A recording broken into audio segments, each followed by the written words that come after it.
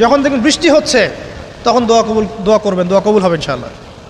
দোয়া করার আগে একবার বলবেন আলহামদুলিল্লাহ, কমপক্ষে একবার বলবেন আলহামদুলিল্লাহি রাব্বিল আলামিন, একবার কমপক্ষে।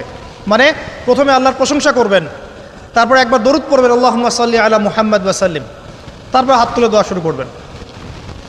বৃষ্টি পড়ছে, দোয়া শুরু করে দেন, দোয়া কবুল হবে ইনশাআল্লাহ।